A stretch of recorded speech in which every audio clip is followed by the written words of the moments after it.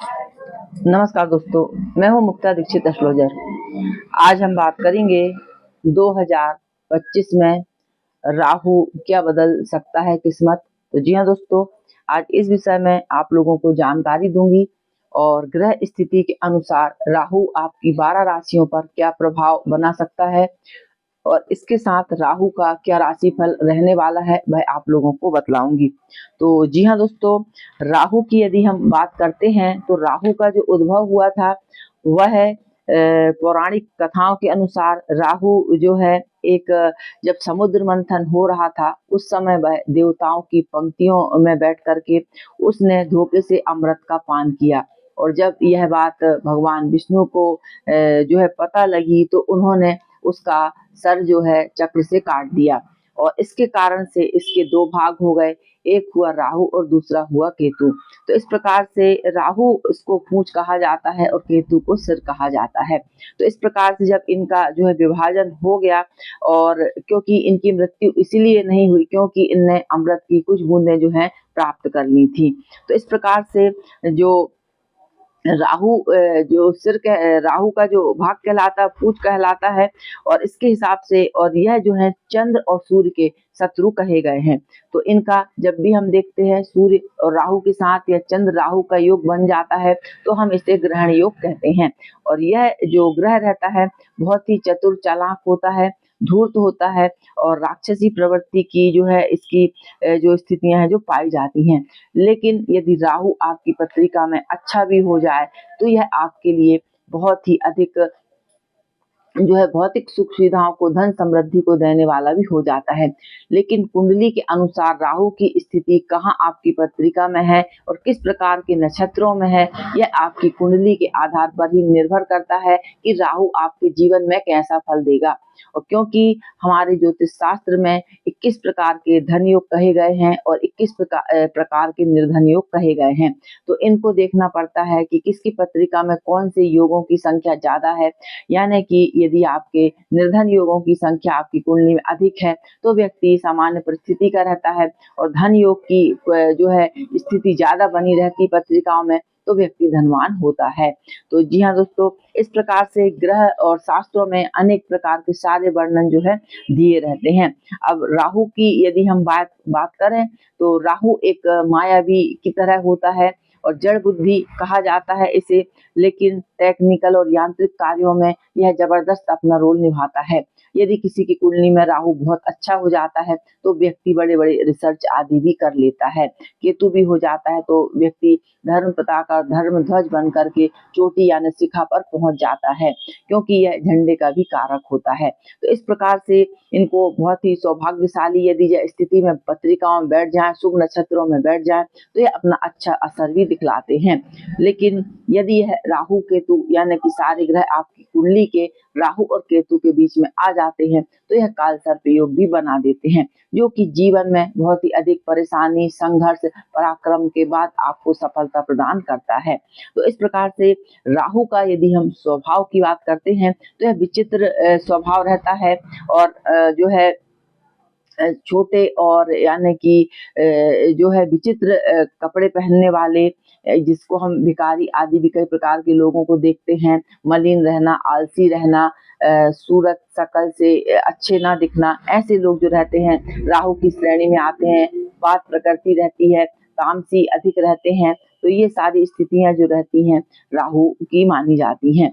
और यह जो रहते हैं राहु की यदि बलवान रहता है पत्रिका में और यदि पाप ग्रहों के साथ भी युतीय दृष्टि हो जाती है तो ऐसे व्यक्ति जो रहते हैं पाखंडी हो जाते हैं, झूठ बोलने में माहिर हो जाते हैं और हृदय आदि के रोग, अपने बड़े बुजुर्गों से वाद विवाद करने वाले हो जाते हैं। तो इस प्रकार से राहु का है जो विशेष प्रभाव जो है हमको ऐसा देखने को मिलता है। और इसके साथ साथ यदि राहु जो रहते हैं कर्क राशि, कुंभ राशि, कन्या राशि, इनके जो स्वाग्रह कहे गए हैं और इसके साथ मेष, वृश्चिक, कुंभ और कन्या, वृषभ और कर्क राशि जो है इनमें ये बलवान भी माने जाते हैं और तीसरे, छठवें, 10वें स्थान में जो है इनका शुभ फल माना जाता है। इस प्रकार से राहु जो है 18 महीने एक राशि पर चलते हैं यानी गोचर करते हैं और इसी के अनुसार इनका जो फल मिलता है और ये हमेशा ही वक्री होते हैं और इसके साथ-साथ इनका उल्टा असर ही जीवन में देखने को मिलता है।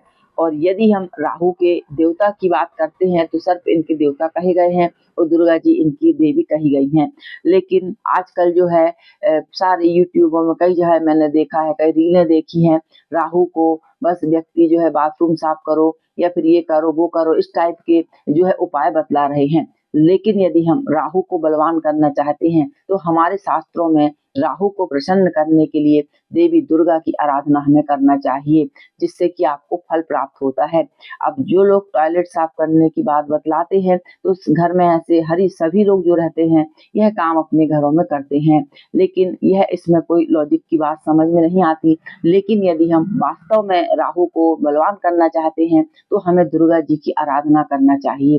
यदि हम दुर्गा जी की आराधना करते हैं तो राहु जो है अपने शुभ फल प्रदान करता है।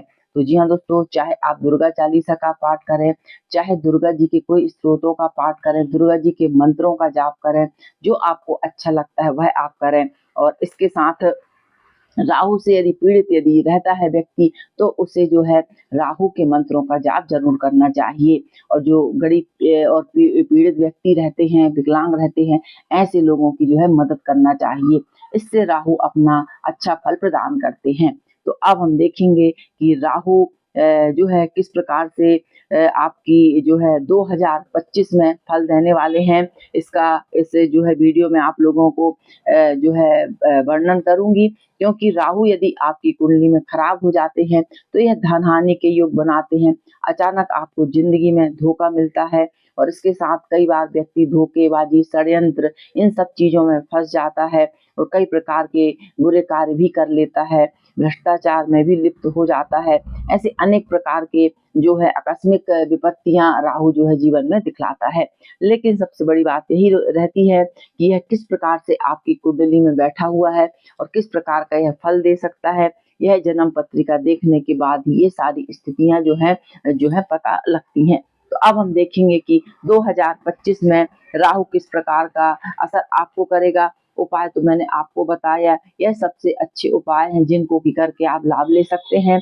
ऐसे बहुत से लोगों के मेरे पास फोन आते हैं कि हमने ये उपाय किया, टॉयलेट भी साफ करी, लेकिन कुछ नहीं हुआ। तो जी हाँ दोस्तों, यदि हमें किसी चीज की पॉजिटिव एनर्जी चाहिए रहती है तो हमें उसका मंत्र जाप करना चाहिए, जब हमें पॉजिटिव एनर्जी जो है उस चीज की मिलती है। तो जी हाँ दोस्तों, ग्रह नक्षत्रों को बलवान करने के लिए शास्त्रों में मंत्र, जाप, हवन, पूजन, ये सारी पद्धतियां विशेष रूप से कही गई हैं, जो कि तत्कालिक असर और फल प्रदान करती हैं। जैसे आप जानते हैं कि महामृत्युंजय का मंत्र यदि किसी पीड़ित व्यक्ति के लिए 1.25 लाख जाप कर लिया जाए, 51 लाख जाप कर लिया जाए यथा योग स्थिति के अनुसार, तो ऐसा जो है फल हमें तत्काल इसका रिलीफ जो है देखने को मिलता है। और ऐसा कई बार करवा के लोगों को इससे रिलीफ भी होते मैंने देखा है। तो इस प्रकार से मंत्र और भगवान की पूजा विशेष हमें अपने जीवन में करनी चाहिए। अब हम देखेंगे कि किस प्रकार से जो है आपका राहु 2025 में असर आपके लिए 12 राशियों पर क्या प्रभाव देगा। तो जी हाँ दोस्तों, राहु इस वर्ष जो है 16 मार्च से पूर्वा भाद्रपद नक्षत्र में जाने वाले हैं। यानी कि पूर्वा भाद्रपद नक्षत्र होता है गुरु का होता है और इसके साथ जो है कुंभ राशि के प्रभाव में यह आता है। और इसके साथ जो है इसका एक चरण जो रहता है मीन राशि में भी यह अपना दिखलाता है।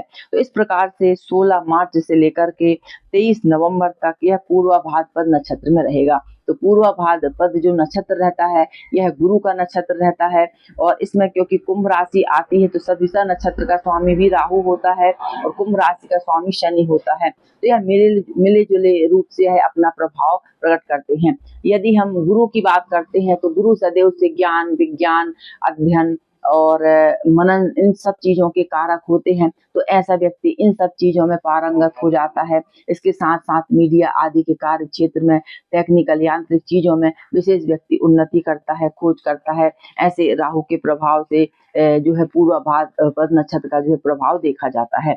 लेकिन अब हम देखेंगे कि आपकी 12 राशियों में राहु क्या जो है असर करने वाला है। तो जी हाँ दोस्तों, यदि हम मेष राशि की बात करते हैं तो मेष राशि वालों के लिए राहु का जो प्रभाव रहने वाला है, क्योंकि राहु 18 जो है मई से अपनी जो है मीन राशि को छोड़ करके जो है आपके मेष जो है आपकी कुंभ राशि में जो है चले जाएंगे। तो कुंभ राशि में जाने के कारण यह शनि की राशि होती है और इनकी स्वयं की भी राशि जो है कही गई है, क्योंकि यह छाया ग्रह हैं और जिस भी राशि या स्वरूप में आ जाते हैं उसी के अनुरूप अपना अधिक फल प्रदान करते हैं। तो इस प्रकार से यदि मेष राशि वालों को देखा जाए तो यह मिला जुला असर इनके लिए जो है करेंगे। और अभी जैसे वर्तमान में मेष राशि वालों के लिए धन व्यय आदि की स्थिति बनी होगी तो उसमें जो है सुधार की स्थितियां देखने को मिलेंगी और अचानक लाभ के योग जो हैं आपको राहु के कारण जो है देखने को मिलेंगे 16 मार्च के बाद से। अब हम देखते हैं आपकी वृषभ राशि। जी हाँ दोस्तों, वृषभ राशि वालों के लिए यदि हम ग्रह स्थिति देखते हैं तो इसके अनुसार आपको लाभ के योग बन रहे हैं। कार्य क्षेत्र में आपकी बढ़ोतरी हो सकती है, लेकिन कुछ जो आप कार्य व्यापार कर रहे हैं वर्तमान स्थिति में उसमें फेरबदल हो सकता है। प्रमोशन या ट्रांसफर के योग बन सकते हैं, या आपको कोई नौकरी एक छोड़ करके दूसरे जो है कंपनी आदि में जाने के योग भी जो है बन सकते हैं। इसके बाद यदि हम मिथुन राशि की बात करेंगे तो इस वर्ष राहु के प्रभाव से आपको जो है भाग्य में राहु बैठा है तो अचानक उन्नति, तरक्की, कार्य के योग देखने को मिलेंगे, यात्राओं के योग आपको देखने को मिलेंगे। यानी कि मिथुन राशि वालों के लिए राहु जो है अपना शुभ फल प्रदान करने वाले हैं। कर्क राशि की यदि हम बात करते हैं तो कर्क राशि वालों के लिए थोड़ा सा यह समय कष्टकारी जो है सिद्ध हो सकता है, क्योंकि जो है राहु आपके अष्टम स्थान पर होंगे। तो अष्टम के राहु जो करते हैं अचानक लाभ के योग बनाते हैं, अचानक हानि के योग बनाते हैं, जो कि व्यक्ति को कई बार परेशान या बड़े संकट या झंझट में भी पार देते हैं, लेकिन इसके बाद अंत में जो है व्यक्ति को सफलता ही हाथ लगती है। अगली राशि हम देखते हैं सिंह राशि।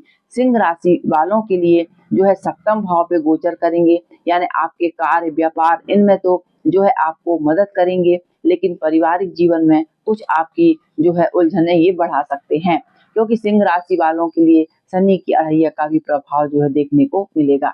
कन्या राशि वालों की यदि हम बात करें तो ऋण, रोग और शत्रुओं के स्थान पर गोचर करेंगे, यानी कि इनसे आपको मुक्ति मिलेगी, कोर्ट कचहरी मुकदमे में आपको विजय मिलेगी और जो है कन्या राशि वालों के लिए उत्तम फल यह प्रदान करेंगे।